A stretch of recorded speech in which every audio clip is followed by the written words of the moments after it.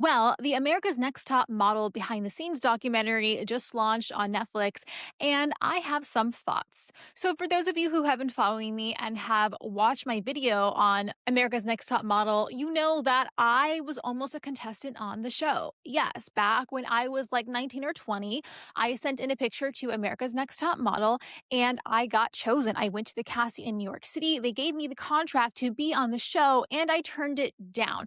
I explained why I did that in the video I made about America's Next Top Model, and I will talk a little bit about it later on in this video. But first, I just want to give my general thoughts on the documentary and what it says about the modeling industry in general, because I also dabbled a little bit in the modeling industry when I was younger. So, first, let's talk about Tyra. So, last year, when I did the video on America's Next Top Model, we talked about the backlash that Tyra got for walking in the Victoria's Secret fashion show. Tyra received a lot of backlash for walking in the show, being her heavier size, because as those of us who watched the show when we were younger, we remember many instances on the show where either Tyra herself or the judges would critique other girls' bodies. It is very clear in this documentary that Tyra is painted as the villain. She even appears in the documentary herself telling her side of the story.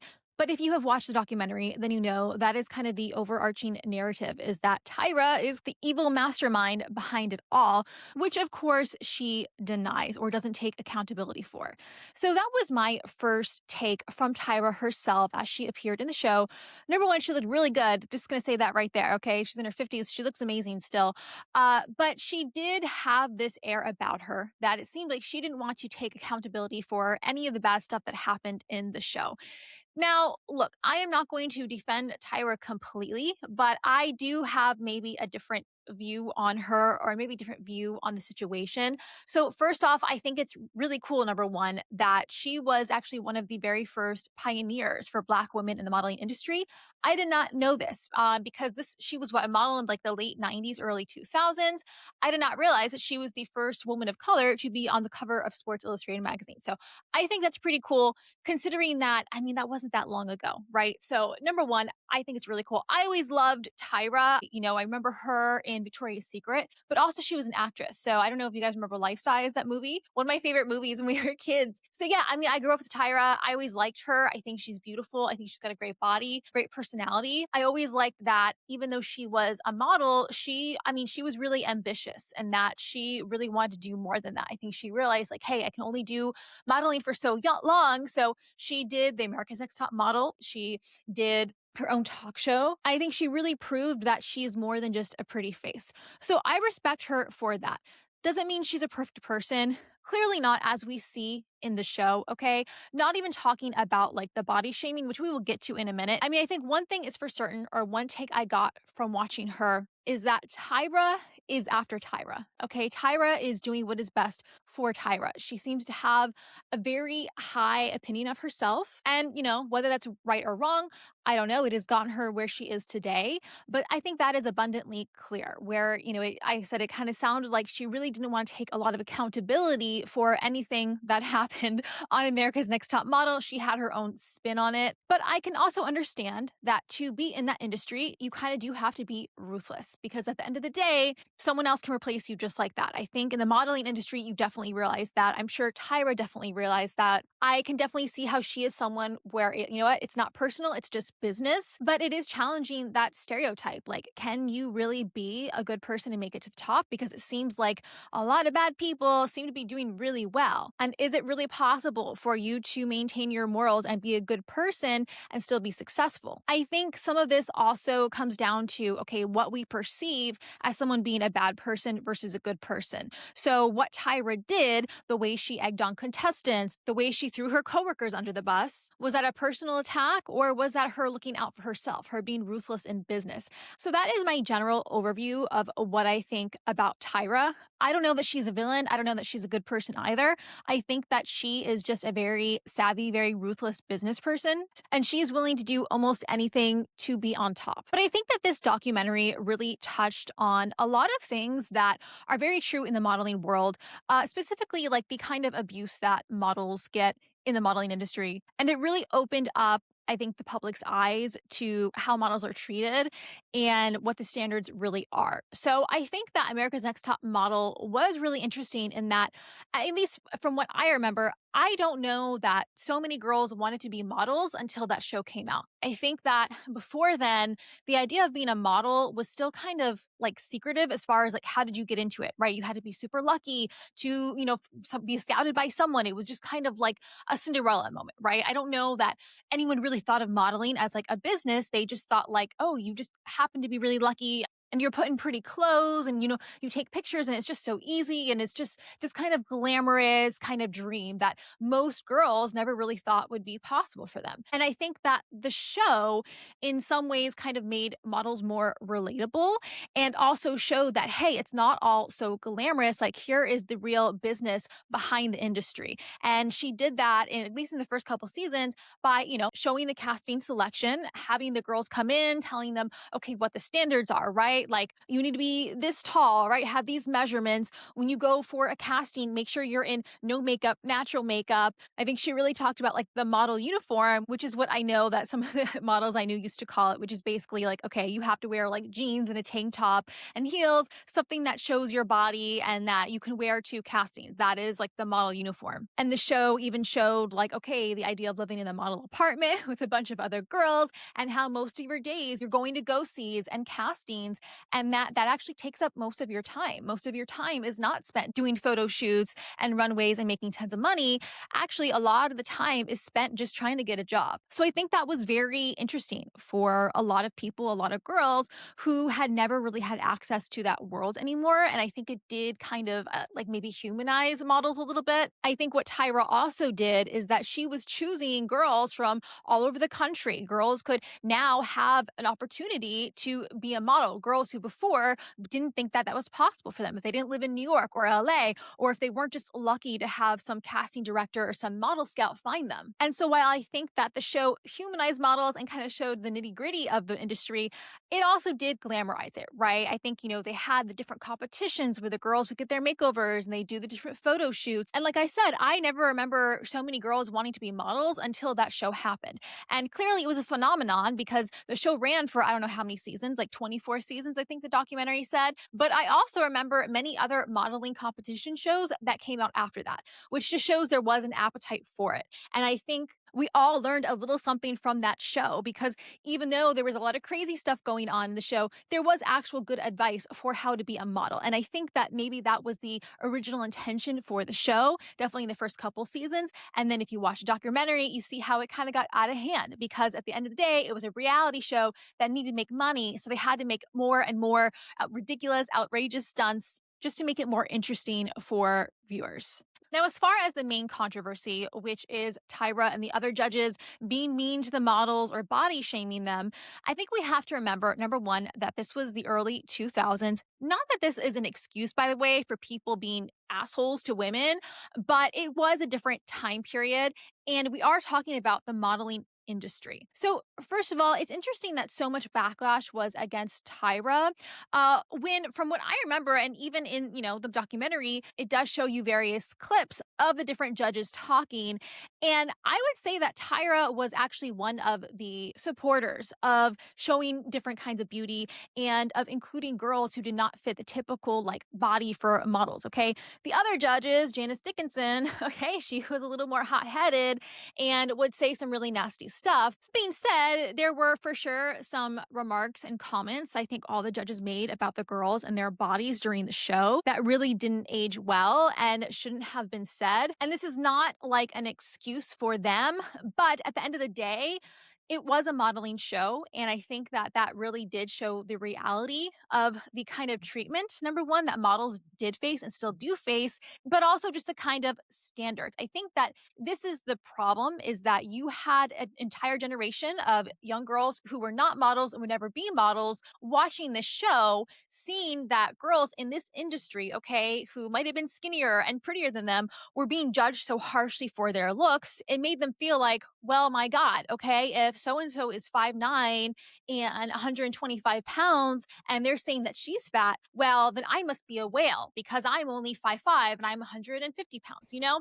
So I think that even if that wasn't the intention for other girls to feel that way, that is just kind of how we saw it. But this is the reality for the modeling industry. And I have my thoughts on this as someone who was in the modeling industry for a little bit. In my opinion, I think that it is less about the standards for the modeling industry and more about how it is handled and the abuse that these girls face. So, for example, when I was in New York City doing some modeling, I was not a straight size. I was anywhere from maybe like a 6 to a size 8, which is not typical fashion model size, right? There's not a huge industry, at least back then, for models of that size. And I remember going to different agencies and different castings and, you know, a lot of the times being turned down because I just wasn't that size. Now, in my opinion, and like I said, this is just my experience. I had a pretty positive overall experience in the modeling world as far as people that I worked with. Like I never had anyone like, oh, you know, you fat pig, how dare you think you can be on this set with the way you look, right? Like in my experience, it was more I would show up for a casting or show up to an agency and they would be like, hey, look, you know, we love your look, you're beautiful, but you know what? You're just not the right size. And this is just the business, right? It was just more of like I said, it was business. It wasn't personal. And, you know, I'm not going to lie, it never feels good when someone tells you, like, hey, you're not good enough or you're too big. But I also understood it. Like, that's just how the industry is. Yeah, I never had anyone like be a bully to me. It wasn't like the Devil's Wear Prada where someone's like, you know, screaming at you for not being a size 0. But even as someone who was in at the time, I understood it. That is just the industry. Like, look, there are different kinds of modeling too. I will point out, like, I think high fashion is a lot different than doing like commercial fashion or even beauty modeling, which is, you know, mostly what I was doing. So the standards are different for the different kind of markets you're trying to model for. Obviously, high fashion has even stricter standards because if you're doing runway, then they want more of a uniform look on the runway. They want, you know, girls who can fit the clothing because the sample sizes are very small. They don't want to have to deal with too much fussing behind the scenes. They want girls who can just kind of like take the clothes off, put it back on. Like they say, they want to be like a walking clothes hanger so that the focus is more on the clothes and not the body. And I can understand that from both as a model and just a standpoint of being a woman, where it's like, look, you know, we as women, we all have different body types. It doesn't mean that like one type is better than the other, but when you are in a fast-paced environment, like at a runway show, okay, where, you know, you're just trying to get the clothes on the models, get them out, it's a lot harder to dress women of different body sizes because, hey, look, this might look good on this model, but this doesn't look good on this model because, you know, her waist is bigger or smaller. And so, you know, you have to adjust the clothing more. And I can see how that is it's just too much work when you have like several shows a day and you only have so much time to show you the clothing. So I can understand from that standpoint.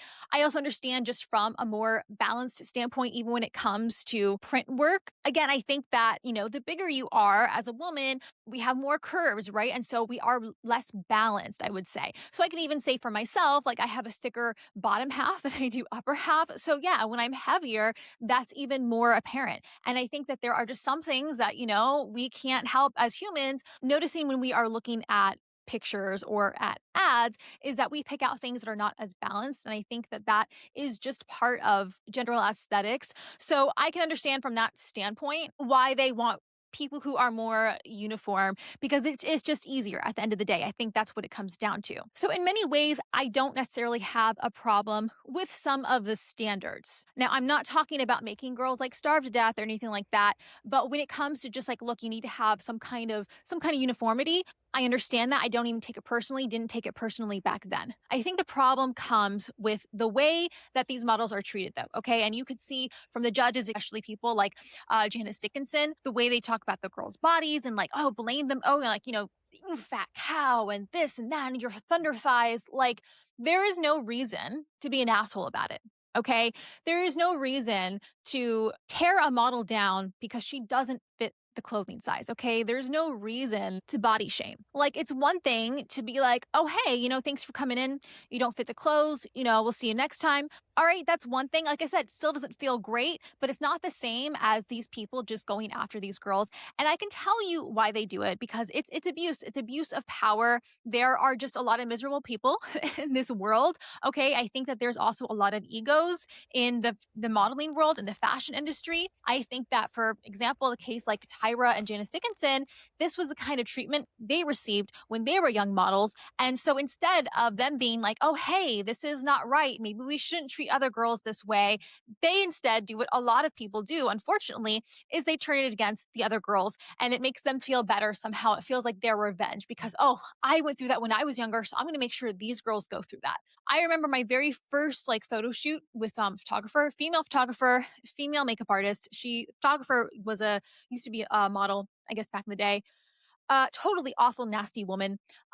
She just was. She was older and she did not look like a model at the time. And I hate to say it, but like sometimes, the older and bitter and less you take care of yourself, the more these women tend to be haters.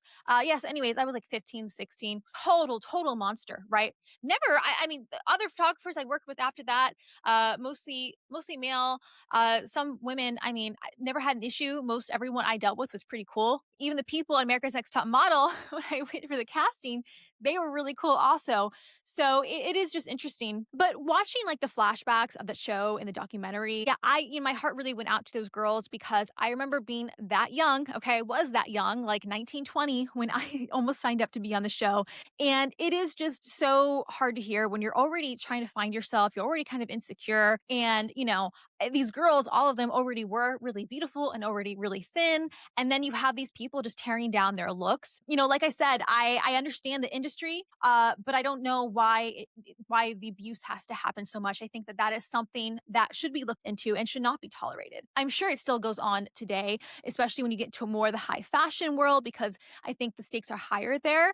I'm sure you probably have people with more egos there, so it's a lot worse for them, I'm sure. And I think that's where you have the girls developing EDs and the girls just, having a terrible time at it because it's just the people at the top, whether it's the designers, the casting agents, or whoever, who just love the fact that they can bully around these young girls because most of them are, right? Most models start when they're like 14, 15 years old. So it just that really hurt me to see. And it made me really angry actually, because I was one of them. Okay. I think even worse about being on the show is that everything was publicized. Okay. So, for example, a lot of stuff that the girls went through, that is what a lot of models go through, unfortunately, as far as like, like the abuse and the awkward situations. A lot of models go through that. What's even worse is having it broadcast to everyone on TV. And this was right around the time when social media was kind of starting to become popular. But yeah, I can only imagine being young 20 something, insecure, not having boundaries, not knowing how to stand up for myself, and then being on that show. I can see why many of the girls that they feature in the documentary, why they have such a distaste for it, why it was so traumatic for them, because it's like, number one, everything they went through in general, that would be traumatic enough, but now it's all online, now it's all on air. Unfortunately, that is also just the nature of reality TV. And I think that now we understand that reality TV is not actually reality, right? We understand that a lot of it's scripted.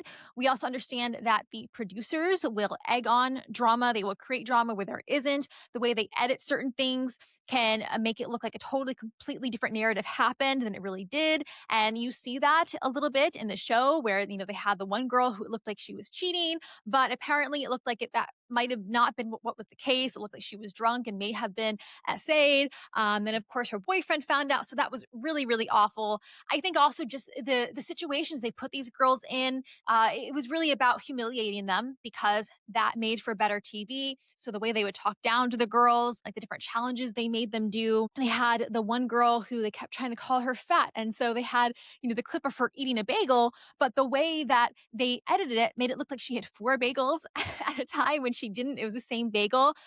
So, that's not surprising. I don't even think that it was surprising back then, I remember watching some of the show when I was kind of doing some modeling and realizing that, a lot of this stuff, a lot of it is not very realistic. Okay, a lot of this, like the challenges and stuff they put the girls through is not realistic to the modeling world. But back then, reality TV was still kind of new. So I don't think that a lot of us really understood that. I don't think we really understood what it was going to be like if we were to put ourselves on the show. I know for me, I definitely didn't really think about that. Like I said, I was 19 or 20 when I almost got on the show. Long story short, I didn't do the show because the contract was kind of interesting too. Okay, and that it basically said if you go on the show, anything that you do or own, America's Next Top Model will be able to take a percentage of in perpetuity for like forever. So, for example, like okay, if you get a modeling contract or any money you make from anything you do, we claim ownership to that because you came from America's Next Top Model.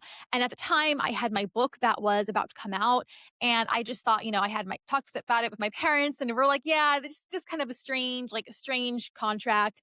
But more so, I'm glad I didn't do that show because of that, but also because I know that I was mostly going to be on the show because of my story, because I lost 100 pounds and because I had loose skin and stretch marks. And I know that would have been a major theme in the show if I had been on there. They would have put me in situations where I would had to have either overcome it or I would have failed. It could have gone either way. They either would have done the narrative where like, oh, we're going to support her because she went through this body image thing and she used to be fat, blah, blah, blah, or we're just going to totally humiliate her, right? Whatever one made for good TV. And definitely, for sure, in my young 20s, I would not have been able to handle that. Like that would have been very traumatic. And unfortunately, I think that even though we had seen previous seasons of the show, we kind of knew what the girls were going through. I think as a society, we just didn't quite understand that reality TV was not reality TV.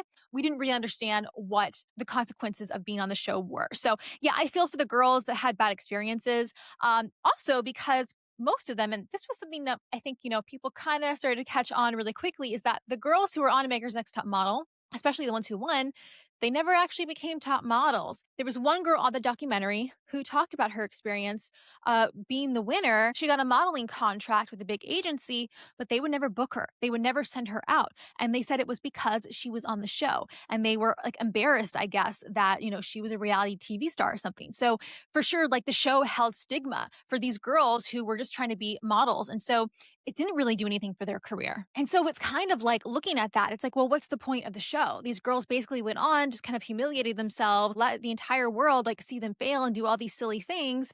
And they don't even really get a successful modeling career after it. I don't think any of the girls, at least featured in the documentary, said that they had any successful modeling career after that because the show just kind of stigmatized them for a while. As we know, that was never really the point of the show. I think it became very clear that it was all about making money. It is a reality TV show at the end of the day. Tyra was always looking out for Tyra, and she was willing to do whatever it took to make the show successful, to make her more money. And no, I don't really think that she ever really cared that much about the other girls. I mean, I think that maybe she had good intentions in the start. And I think that she did kind of pioneer, okay, having different types of beauty. She did do, okay, the shorter models. She did, plus size models. I think she did a good job of trying to get more diverse models on there as well. So I think that was kind of positive. But yeah, the girls who actually were on the show, the contestants, it doesn't seem like they really got much out of that at the end of the day, other than an experience. So I don't know. Those were my main thoughts on the documentary.